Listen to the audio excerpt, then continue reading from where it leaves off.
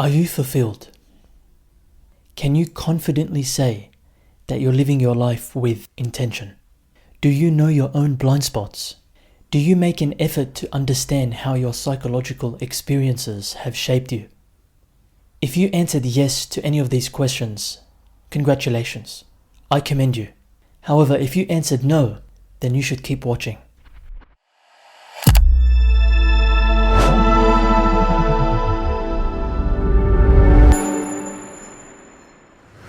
The more you live without intention, without investigating your blind spots, without gleaning your psychological underpinnings, then the more you wander through life disorderly. And the more you do this, the less fulfillment you experience, the less freedom and personal autonomy, the less self-control you can exercise to emancipate yourself from our contemporarily prevalent dopamine harvesters, the less you are inclined to forge your own path, to use your challenges to transform who you are, and ultimately to cultivate your individuality, which is one of the very things I intend to encourage through creating these videos. Now, this isn't to create a dismal or dreary depiction of life. It's to act as a reminder to maximize your potential, to cultivate your individuality, and embrace unconventionality. Because indeed, as Carl Jung had said, it is the privilege of a lifetime to become who you truly are. I'm speaking from my own individual experience as a 23-year-old. I'm not intending to proselytize. I'm not intending to preach dogma. This is just what I've learned and what I'm reflecting on, having lived thus far. And I know that there is definitely more to come as my life goes on. Now, you're probably wondering how you can course correct to avoid the bleak picture I just painted. And if you do think this, then I'm glad. The answer is through something presently overlooked, although it is starting to gain traction. And what is this thing? It's gaining conscious and unconscious clarity. As a society, we're really good with the first part, but we're horrible with the last part. Well, what is conscious and unconscious clarity? I'll explain. To understand what it means to gain conscious and unconscious clarity, it depends on our understanding of what consciousness is, as well as what the unconscious is. So I will begin with that. To explain this, I'll be drawing upon a lot of Jungian psychology, as well as the biopsychosocial model propounded by the excellent individuals over at Jung to Live By, particularly Steve and Pauline Richards, as well as James Dowling. As I understand it, consciousness is primarily, and in a psychological model, the ego. Not in the traditional understanding that it's our destructive quality that is associated with pride and grandiosity, but rather it is the center of our awareness. It's where our thoughts and perceptions occur. It is definitely influenced by our persona and self, but perhaps most importantly, our unconscious. And extending this theme of consciousness, the reason why, in my opinion, merely becoming more conscious is insufficient at moving away from the bleak picture I just mentioned is because it fails to accord with psychic homeostasis. What does that mean? Well, you can't rationalize your genomic nudges that encourage you to maximize your potential. These represent attempts for your body and psyche to maintain an appropriate balance according to your genetics, life trajectory, and biology. And obviously, your psychology. Think of the consequences associated with the repression of sexuality and how that may perversely flourish in other realms. However, this practice of rationalization is exactly what these consciousness-driven practices attempt to do. I'll recite a quote from Jung himself, where he states that we are so accustomed to the apparently rational nature of our world that we can scarcely imagine anything happening that cannot be explained by common sense or material science. It targets a symptom and never the root cause. Now, what is the root cause? Well, it's what's underneath the iceberg. And this dovetails into my discussion of the unconscious. The unconscious, then, is what slips out of consciousness, either intentionally or unintentionally. It is often the storage center of the emotional associations of what occurs in our conscious perceptions of our daily lives. And this is often characterized as the shadow, or getting closer to more accurate representations, complexes, which are a big thing, and perhaps I might make another video on that later on. But more broadly, they seem to reflect the unconscious as far as I've understood it. So then, much like the bulk of us is comprised of 70% water, or so the saying goes, then much of us is not comprised of consciousness, rather it's comprised of the unconscious. And this makes sense considering that consciousness only has so much bandwidth in terms of attention, focus, information processing, and its collection. And this becomes significant when considering the following quote: "Until you make the unconscious conscious, it will direct your life and you will call it fate." Carl Jung. So now that we have a better understanding of what consciousness and the unconscious actually are, I hope you can start to see that ideally you want to gain clarity in both. To gain conscious clarity is to cultivate greater self-awareness. For instance, you'd gain greater insight into your behaviors, your mannerisms, the specific words you say, the phrases you say, and how often you say them, what irritates you, what you enjoy, and how your conduct aligns with your purpose. To gain unconscious clarity, then, would be to cultivate holistic self-awareness. For instance, you'd gain a greater understanding of the drivers, emotions, and beliefs that are underpinning those very behaviors, mannerisms, and common phrases. You'd gain a greater insight into why something irritates you, or why you enjoy something.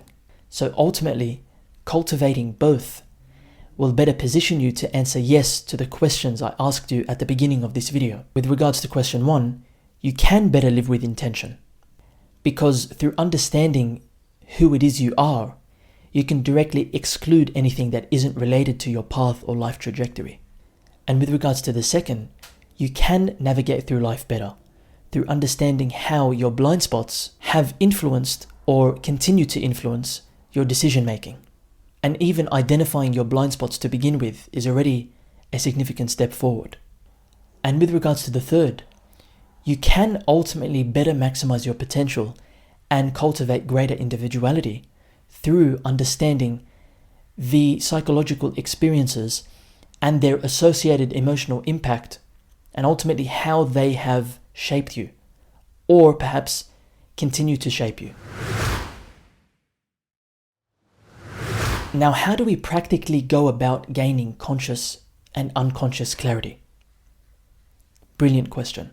Insofar as I've discovered, the best way is to establish a respectful dialogue between yourself and the unconscious. Jung described it as active imagination. And in practical terms and in everyday methods, a lot of the ways that people do so are through creative pursuits. And this includes, although it isn't exhaustive by any measure, books, films, plays, and music. For instance, Charlotte Bronte's novels, such as Jane Eyre, were her method of establishing a creative dialogue between herself and her father complex. And the reason I've mentioned Charlotte Bronte is because I was reading a paper by Lisa Marchiano, if I've pronounced that correctly, where she discusses this.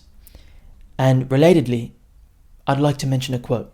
Charlotte Bronte's novels allowed her to live into her complexes, to have an exchange with her wounded inner masculine, to find the inner nurturing feminine, and to claim her feminine shadow through some of her dark female characters.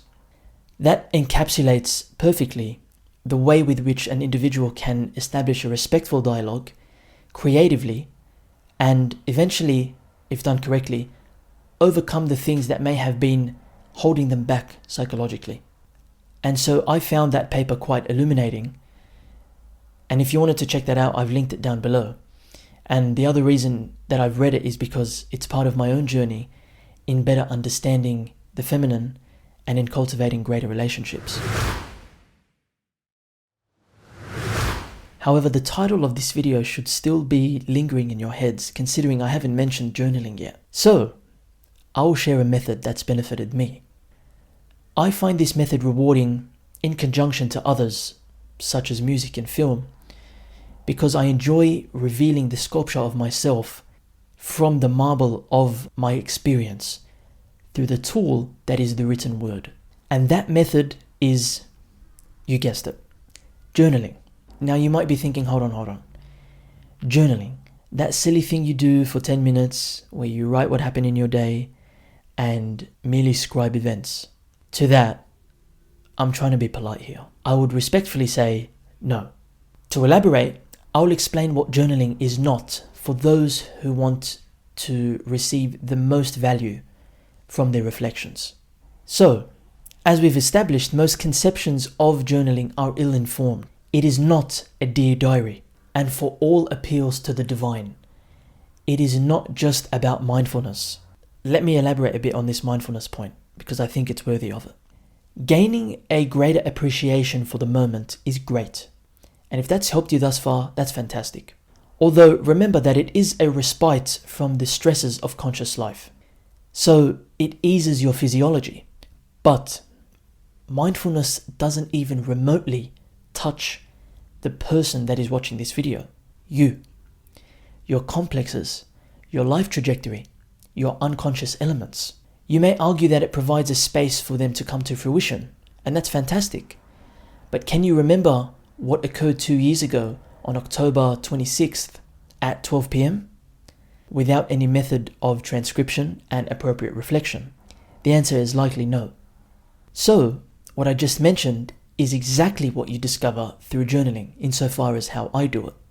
So to actually understand you, your complexes, your life trajectory, your unconscious elements, and everything related to maximizing your potential, that is what you can establish through journaling, and journaling long enough, as well as through my approaches that I'm going to mention just in a minute, as they'll ultimately better position you to gain conscious and unconscious clarity.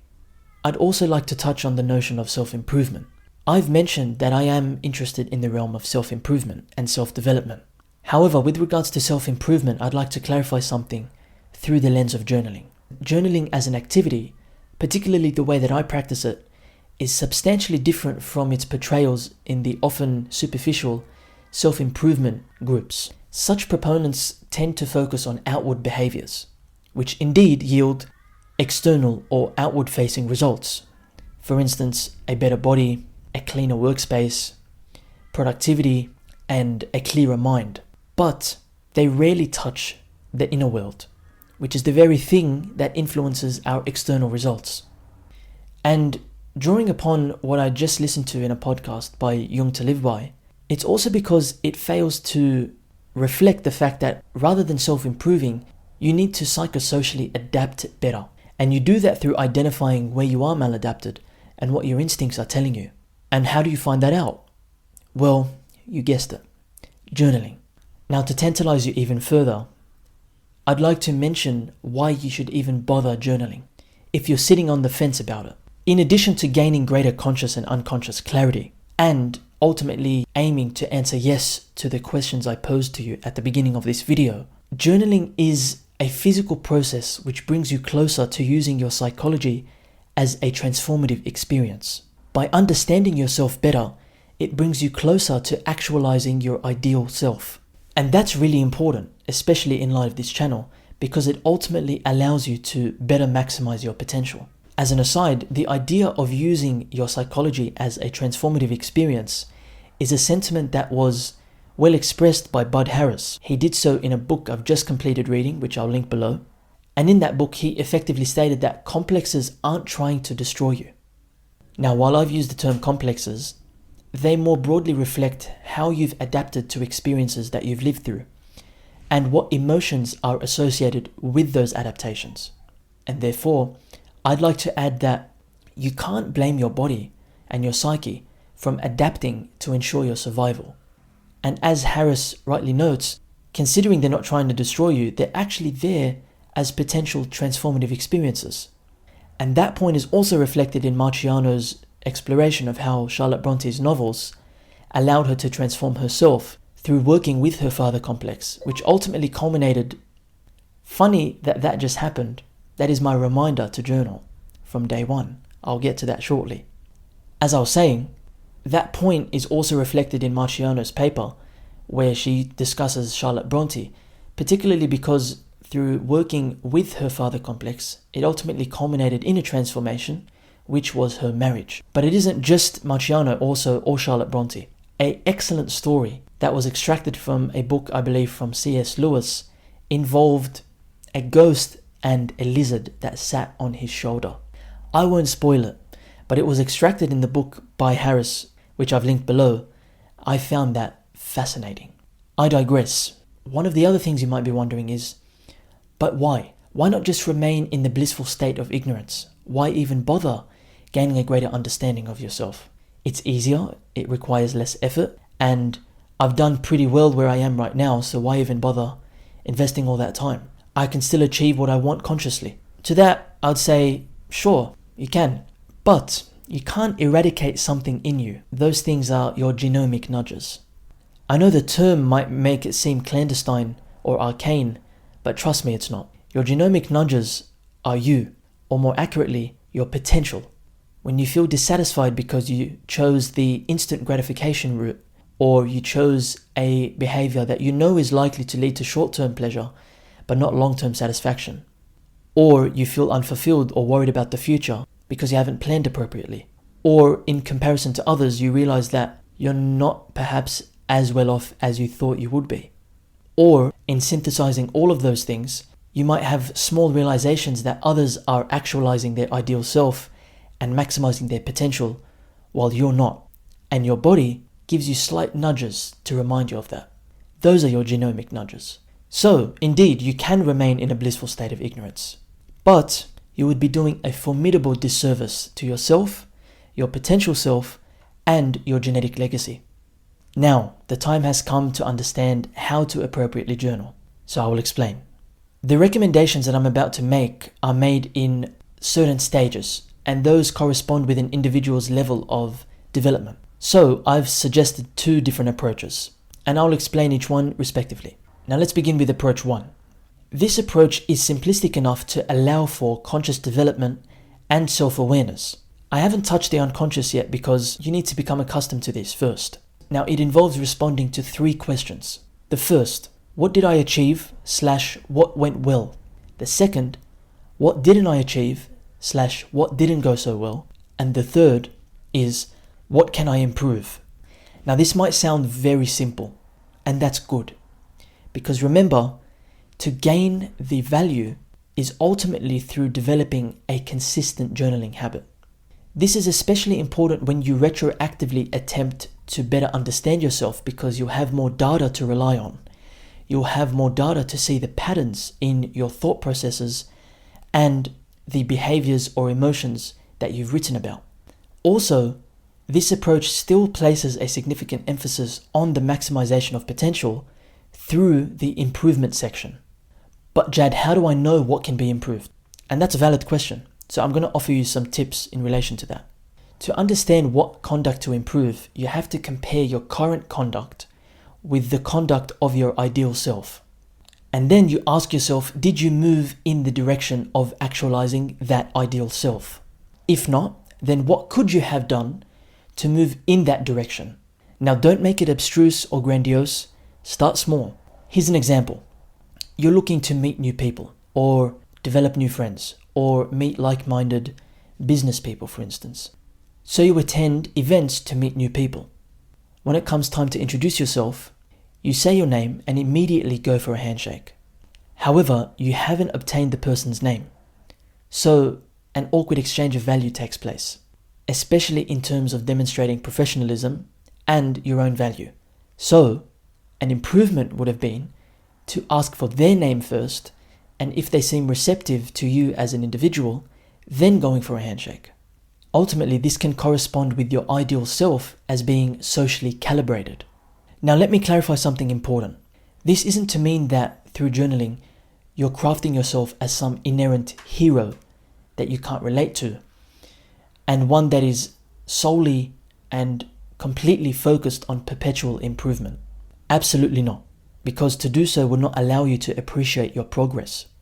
It is, however, an opportunity for you to be encouraged to recognize and pursue excellence through better understanding yourself. So therefore, the process would make a noble result of getting you closer to your ideal self. So, let's discuss approach 2 now. This approach builds on the former, but a precondition to using this approach is that you're now more consistent. You're slightly more self-aware. So now this approach factors in your psychology, and it's now where you begin engaging in a respectful dialogue with your unconscious. Now this is important. Do not beat yourself up for your own personal, private self-expression. If you don't respect the unconscious, it won't respect you, and in doing so, it won't cooperate with you. So considering that this approach builds on the former, it involves answering 2 more questions. The first additional question is, how did my emotions color my reactions or behaviors today? For example, when X said this or did this, I observed that I felt angry or envious, or I lashed out in response to this. This would better reflect an understanding of your complexes as well. You might be able to identify them there. But importantly, when you see that you've done things such as lashing out, or you've had considerable affect or emotion in a particular experience, you should note that. Now, in me saying this as a guy, especially in contemporary developed societies, the idea of understanding your emotions is somehow considered weak. And to be honest, that used to be me. I used to brush that off as something not worth paying attention to. However, when you realize the value that comes from understanding yourself and using your emotions as signals for areas that you can better understand yourself, then the real value comes from being able to use that knowledge to improve yourself and, perhaps even more importantly, your relationships. Because at the end of the day, it doesn't matter the amount of money, the material possessions, it all comes back to relationships and to people. And I've learned that, and I'm continually reminded about that. So the next time you encounter a cultural guru who criticizes you for emotional understanding, please think twice and use your critical analysis skills to understand what it actually means to be a human and contextualize that statement. This is different to acting on every emotion. That is a completely different thing, and in fact it isn't necessarily recommended. But better understanding yourself through using your emotions as signals is indeed valuable. Now the second additional question is, what underlying beliefs or repressed ideas might these suggest? If I were to give an example, there are certain layers to this. There's layer 1, layer 2, and it goes on. And in me doing this, for instance, I've noticed that the more I write, the deeper into the layers of understanding I go. For instance, watch how in this example, I gradually progress in depth through the layers of understanding. One of the underlying beliefs that might have come to fruition in reflection is that they're doing something I'm not, or they're doing something that I feel incapable of, second layer.